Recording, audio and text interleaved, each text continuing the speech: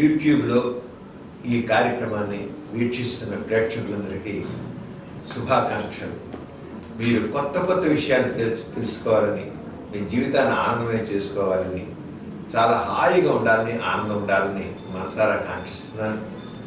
మనం జీవితంలో హాయిగా ఆనందంగా ఉండాలంటే మనకు కావాల్సిందంటే ముఖ్యంగా విజ్ఞానం. ఎవరికైతే విజ్ఞానం ఉంటుందో, విషయ జ్ఞానం ఉంటుందో వాళ్ళ జీవితాన్ని చాలా ఆనందమయం చేసుకుంటారు, చాలా ఫలవంతం చేసుకుంటారు.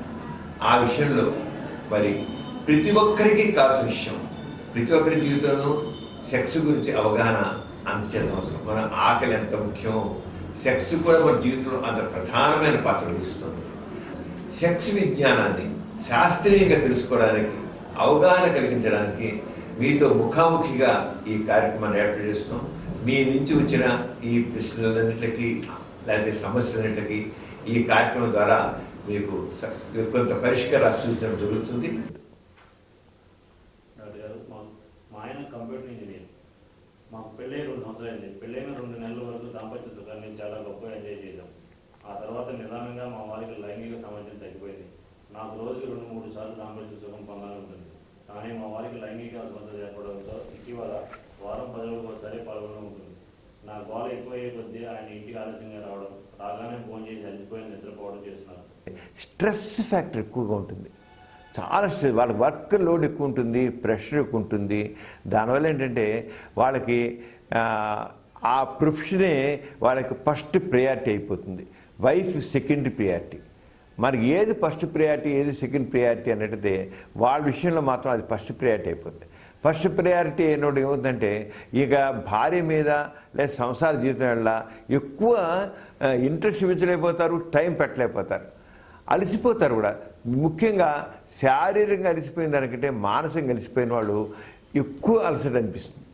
శారీరక అలసట చిన్నకోండి కొద్దిగా ఎక్కువ ఓపిక వచ్చేస్తుంది, మళ్ళీ కావాలంటే మూడు వచ్చినకోండి ఒక శారీరక బాగా అలసిపోయాను నేను, ఇప్పుడు ఏమీ చేయలేని అనుకున్నాడు ఒక మంచి అందమైన అమ్మాయి కనబడి రంజుగా ఉన్నట్లయితే వెంటనే ఎక్కడలేని మూడు వచ్చేస్తుంది, ఈ అలసట ఎగిరిపోతుంది. అదే మానసికంగా గడిచిపోయినవాడైతే మాత్రం ఎలాంటివైనా సరే ప్రేరణ కలిగినా సరే ఏం స్పందించకుండా అవుతుంది. అంటే మానసిక అలసట అనేది మనిషిని బాగా కొంగదీస్తుంది. శారీరక అలసట కంటే మానసిక అలసట సెక్స్ మీద బాగా ప్రభావం చూపిస్తుంది. ఇప్పుడు ఈయన కంప్యూటర్ ఇంజనీరు, ఈ అంతా చేస్తున్న కంప్యూటర్ ఇంజనీర్ కనుక ఆయన దాంట్లో అలసిపోతాడు, ఆ పనిలో అలసిపోయి దానివల్ల మనసు పెట్టలేకపోతాడు. మనసు పెట్టలేక ఆయనేమో ఇంటికి వచ్చాడు నిద్ర పంపి. ఎందుకని అలసట.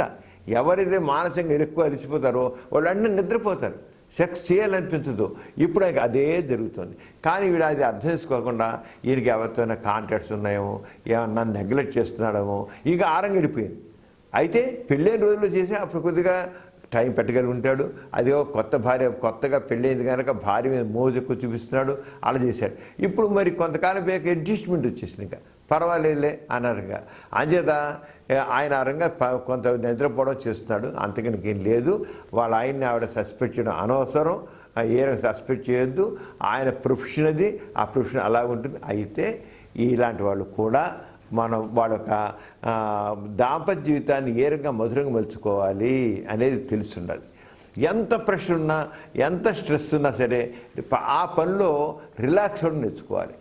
రోజు ఇప్పుడు పని చేస్తున్నారు, కానీ మధ్యలో 2 అవర్స్కి ఒకసారి ఒక 5 నిమిషాలు 10 నిమిషాల సేపు లేదా పావుగంట ఒకసారి రిలాక్సేషన్, మన రిలాక్సేషన్ టెక్నిక్స్ అంటమాట. అంటే ఎవరైతే బాగా ప్రెషర్ ఉందనుకోండి, ఒక 10 నిమిషాలు మధ్యలో మనిషి కళ్ళు మూసి ప్రశాంతంగా ఉండడం, ఉంచుకుని ఏదో ప్రశాంతంగా ఊహించుకోవడం, ఒక మంచి ఫ్యాంటసీలోకి వెళ్ళడికల్లా స్ట్రెస్ ఒక్కసారి బ్రేక్ అయిపోతుంది. దాని స్ట్రెస్ని బ్రేక్ చేయాలి. ఉంటారు, కూర్చున్నారు, సముద్రంలో కూర్చున్న, సముద్రంలో ఉన్న సముద్రం ఒడ్డున ఉన్నాను, అక్కడ అలలు అలా పడుతున్నాయి, పైన పక్షులు ఎడుతున్నాయి, నీలాకాశం చాలా రమ్యంగా ఉంది. అలాగా ఆ మనసుని ఉల్లాసపరిచి చక్కగా ఉంచేదే గుర్తు. అలా అయితే ఒక పువ్వు తోటలోకి ఉన్నాను నేను, ఆ పూతో గులాబీ తోటలో ఉన్నాయి, మల్లెలు ఉన్నాయి, సంపంగులు ఉన్నాయి, సువాసనతో వదిలుతుంది అన్న ఫీలింగ్ పెట్టుకోండి. ఏ స్ట్రెస్ ఉందో అంతవరకు ఆ 2 అవర్స్ బిల్డప్ అయిందో అది బ్రేక్ అవుతుంది. మనం చాలామంది ఏం చేశారంటే వాళ్ళ స్ట్రెస్ని బ్రేక్ చేయడం తెలియక దాన్ని అలాగే కొనసాగిస్తుంటారు. ఆ స్ట్రెస్ని బ్రేక్ చేయడం నేర్చుకోవాలి. అంచేది ఇప్పుడు ఈయన భర్త ఆ రకంగా స్ట్రెస్ని బ్రేక్ చేసినట్లయితే చక్కగా మళ్ళీ ఉండగలుగుతాడు. అంచేత అయితే అలాగే వీకెండ్స్లో ఇద్దరు ఒకసారి బయటకు వెళ్ళి అలాగా ఎంజాయ్ చేస్తే కొంటే ఆ ఇద్దరి మధ్య రిలేషన్షిప్ కూడా బాగా డెవలప్ అవుతుంది. నవేడేస్ ఏమవుతుందంటే ఈ రిలేషన్షిప్ ప్రాబ్లమ్స్ ఎక్కువగా ఉన్నాయి. వైఫ్ అండ్ హస్బెండ్ మధ్య రిలేషన్షిప్ సరిగా ఉండలేదు. కారణం ఏంటంటే ఇద్దరికి కలిసి మాట్లాడుకోవడం, మనసు మాట్లాడుకోవడం, సరదాగా మాట్లాడుకోవడం, జోకులు వేసుకోవడం అది ఏ టైం లేదు అసలు.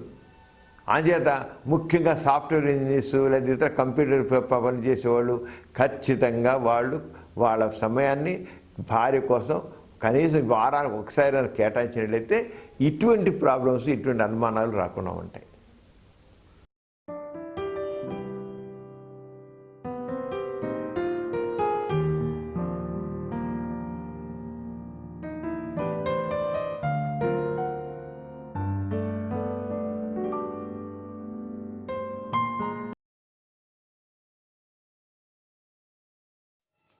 Please subscribe for more videos.